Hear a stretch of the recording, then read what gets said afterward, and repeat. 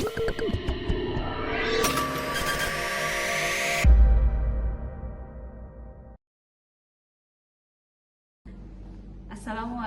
warahmatullahi wabarakatuh.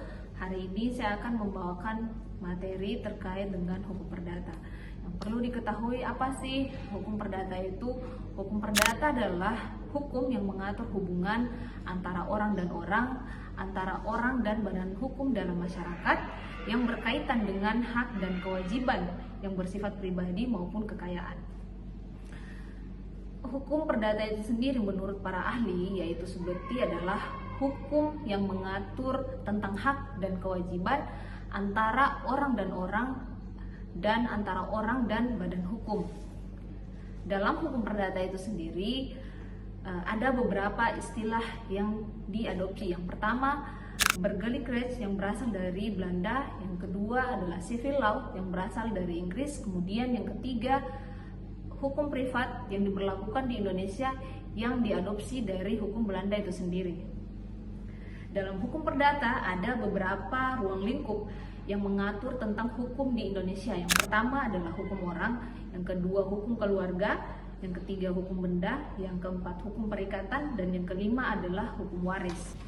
Karakteristik hukum perdata mengatur beberapa hal. Yang pertama mengatur tentang kepentingan pribadi, kedua mengatur invalid recht, yang ketiga menekankan keseimbangan hak dan kewajiban, yang keempat hubungan hukum yang bersifat horizontal, dan yang kelima penyelesaian melalui peradilan perdata.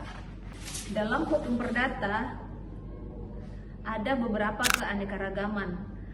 Keanekaragaman hukum perdata itu sendiri adalah berbagai sistem hukum yang berlaku secara bersamaan dalam kehidupan masyarakat Indonesia. Indonesia mengatur sistem hukum pluralistik karena dipengaruhi oleh berbagai sumber hukum yang berkembang dalam masyarakat.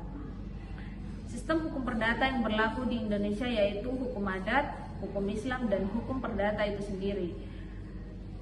Dalam sistem hukum perdata dipengaruhi beberapa faktor. Yang pertama, sejarah penjajahan Belanda, dua, keberagaman suku dan budaya, tiga, pengaruh agama, dan keempat, kebutuhan masyarakat yang berbeda-beda. Sejarah KUH Perdata di Indonesia. Asal-usul KUH Perdata di Indonesia berasal dari Belanda atau biasa dikenal dengan Burgerlijk Wetboek. Sejarah perkembangan ini lahir pada tahun 1804 di Prancis, yang kedua tahun 1838 di Belanda, dan yang terakhir tahun 1848 yang kemudian Burgerlijk Wetboek diberlakukan di Hindia Belanda dan kemudian diadopsi di Indonesia berdasarkan asas konkordansi.